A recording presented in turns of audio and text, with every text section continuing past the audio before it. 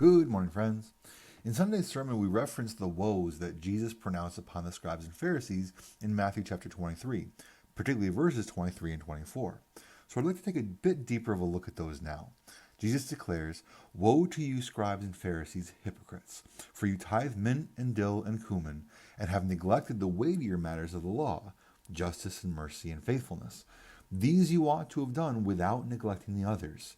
You blind guides, straining out a gnat and swallowing a camel." Now, no one can legitimately claim that our Lord does not have a way with words. In this brief section, Jesus cuts to the very heart of the problem for the scribes and Pharisees, and that last statement in particular is quite revealing. You blind guides, straining out a gnat and swallowing a camel. Because this is what the scribes and Pharisees were doing, wasn't it? We think of all the time they spent studying the law, classifying and categorizing the law, creating new laws to supposedly safeguard the original. They had such a highly technical view of the law that they lost sight of the purpose of the law. It was like they were more interested in dissecting the law than they were in actually understanding and applying it. And for that reason, they could tell you how many commands there were, how many of them were stated positively, how many of them were stated negatively. They could tell you, this rabbi's explanation of this passage, that rabbi's rebuttal of the first rabbi. All these various informational factoids, as one of my professors puts it. That's all the details, all the straining out of the gnat. But they were missing the big picture, the overall purpose of the law, which is the camel they failed to strain out, that they failed to comprehend. And this is where Jesus says that they have neglected the weightier matters of the law, justice and mercy and faithfulness. Once again, the law's purpose in large part was to teach us about God. And God is just, God is merciful, God is faithful. Those qualities are evident in his law, and we are supposed to reflect those qualities ourselves through obedience to the law.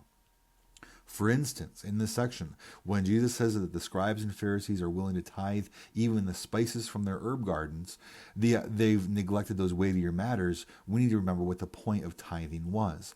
Because in large part, the tithe was to supply the priesthood with their living.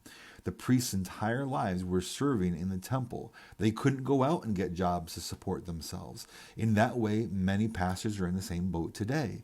And so the tithe was instituted, in part at least, to provide what those priests needed to live for daily life, literally food, clothing, that kind of stuff. In that sense, one of the principles of the tithe was to promote love and mercy.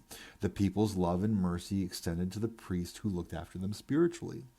But the problem with the scribes and the Pharisees is that they would meticulously follow the particulars of the laws concerning tithing, but they neglected completely any aspect of actual mercy. And we have so many examples throughout the Gospels of the Pharisees not showing mercy, being brutal, really, toward people, and then being bewildered or even enraged when they witnessed Jesus showing mercy to those same people, especially because they were people that they didn't think deserved it. But like grace itself, let us be reminded, like grace itself, mercy isn't mercy if the person deserves it. The very essence of mercy is that you show mercy to people who don't necessarily deserve it. And so the scribes and Pharisees, while meticulous about the mechanical process of tithing, totally missed out on one of the principles of tithing, which was mercy. And this just reinforces what we talked about on Sunday. But there's actually something else I want to draw our attention to here as well, because Jesus says, referring to both the meticulous nature of their tithing as well as the weightier matters of the law that they had disregarded, he says, "These you ought to have done without neglecting the others." And this catches us off guard a bit today, sometimes I think, because in this, Jesus is saying you need to do both. You need to make sure you are understanding and obeying the principles of God's law, those inner pieces, but that it's also good that you follow that law to the very smallest degree. In other words, God commanded tithing. And so we should understand the principle of tithing and therefore live according to mercy and love. But we should also be eager to tithe the full amount. The Pharisees were actually setting a good example in this way, at least when it comes to the desire to follow the particulars of the law as much as possible. They lack the inner principles, but Jesus is actually saying gain the inner principles without losing the outward obedience. And this is important for us today because we can go too far the other way, which often happens, I believe. We embrace grace, and then we disregard the law, and we fall into licentiousness, which means that we act as if there is no law and we just do whatever we want. But Jesus is essentially saying strict adherence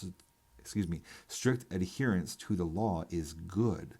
Just make sure your strict adherence doesn't become cold and calculating, divorced from the essence of the law.